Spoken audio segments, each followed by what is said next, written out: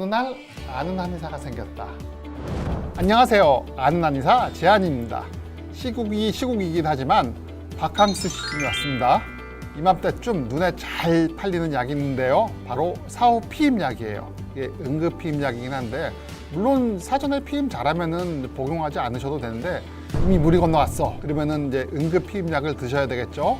근데 이 응급 피임 약을 드신다고 하더라도 임신 확률이 0이 되진 않습니다. 오늘은 이 응급 피임 약의 복용 시 임신 확률과 부작용 그리고 응급 피임 약의 종류에 대해서 한번 알아보도록 할게요.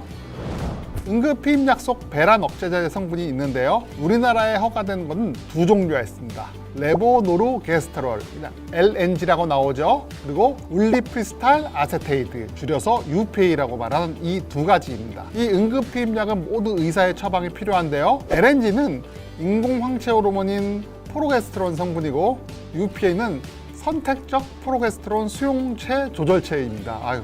아주 어렵죠?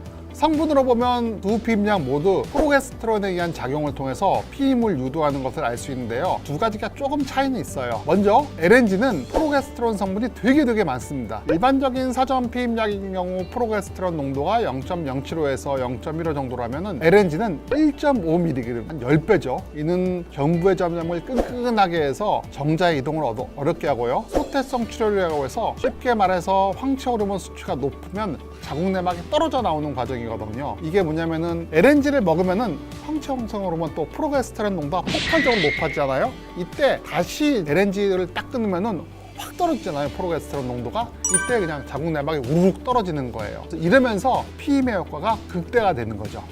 LNG는 황체 형성 호르몬을 증가시켰다가 확 떨어지는 방식을 취하면서 대략 한 72시간 정도의 사후 피임 효과를 되게 강조해서요. 우리가 LNG로 팔리는 약 이름을 보면 레보노스트레구렐 준말인 노레보처럼 레보를 강조하는 말과 72시간을 강조하는 7-2H 이 두 가지가 여러분이 시중에서 쉽게 구할 수 있는 약이 될 거예요. LNG 성분도 두 가지인데요.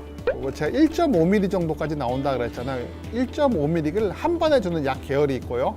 0.75씩 두 번에 걸쳐 먹는 약이 있어요. 그래서 여러분들이 사서 드실 때 약사님들이 말해 주실 거예요. 이거는 한 번만 먹어도 되는 약이에요. 그러면 보통 1.5mg짜리 하나를 주시는 경우도 있고요. 두 번 먹어도 되는 약이에요 라고 말하면 0.75짜리를 두 번에 걸쳐서 먹게 됩니다. 보통 이제 뭐 한 번 먹으면 너무 속이 안 좋아요, 구역감이 심해요 이럴 경우엔 두 번, 그렇지 않고 뭐 호르몬에 대한 이런 반응성이 괜찮다 이런 분들은 한 번씩 먹는 경우 좋고요. 잘 생각하셔야 돼요. 72시간 이내에만 효과가 있어요. 특히 LNG에 관한 여러 가지 논문이 나와 있는데요. 대부분의 논문 결과는 피임 성공률이 60에서 95% 정도가 되고요. 24시간 이내면 높고 그 이하 72시간 넘어가면은 효과가 좀 떨어진다고 알려져 있으니까 최대한 빨리 드시길 권유드려요. 아시겠죠?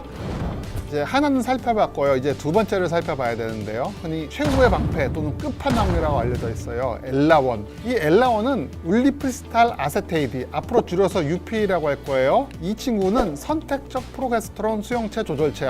엄청 길죠? 무슨 얘기인지 모를 거예요. 이게 뭐냐면은 여러분한테 쉽게 비유해 줄게요. 프로게스테론이 수용체에 뭐가 붙어야지만 맷돌처럼 돌아가서 어처구니가 붙어서 돌아가는 역할을 해줄 수 있는데 이 수용체에 UPA가 붙이면은 어처구니 자리에 어처구니처럼 붙는데 어처구니 잡았고 돌릴 수가 있잖아. 근데 얘는 안 돌아가. 돌리려면 부러지거나 아무 역할을 못해. 그럼 맷돌이 돌아가겠어요? 안 돌아가지. 일하지 않은 것처럼 보이는 거지. PR 수용체가 우리 몸에 골고루 펼쳐져 있어요. PR 수용체 제일 많이 펼쳐져 있는 거 논문으로 나온 곳이 세 곳인데 뇌하수체에 있는 PR 수용체가 있고 자궁 내막 쪽에 PR 수용체가 있고 나팔관 쪽에 PR 수용체가 있단 말이에요. 뇌하수 쪽에 있는 PR 수용체에 UPA가 작용하면은 FSH와 LH를 비율을 낮춰가지고 배란을 억제해줘. 그 UPA가 LNG에 비해서 가지는 가장 안 좋은 점이기도 한데 임산부에게 절대로 투여하지 말라는 얘기는 UPA를 먹기 전에도 임신돼서 착상이 돼 있는 상태가 됐을 때도 UPA를 투여하면은 UPA에 의해서 자궁 내막이 두꺼워지지 않기 때문에 기존에 가지고 있던 수정란도 착상이 떨어지는 경우가 생기거든.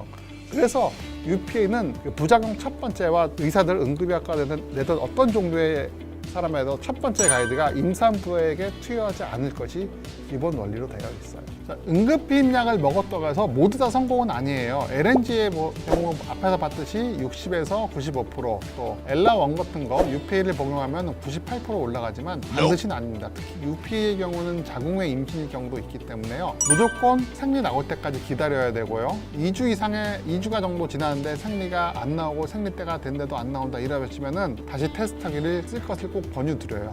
아시겠죠? 사후피임약 최후의 방패이긴 하지만 너무 자주 복용하시면 곤란해요. 가이드에 말씀드렸듯이 1년에 4회 이하 정도만 복용하는 것이 좋고요. 제일 좋은 건 역시 사전피임, 콘돔을 사용하는 게 제일 좋겠죠. 아시겠죠? 건강한 바캉스 잘 보내시고요. 다음에 또 봬요. 구독과 좋아요도 눌러주시고요.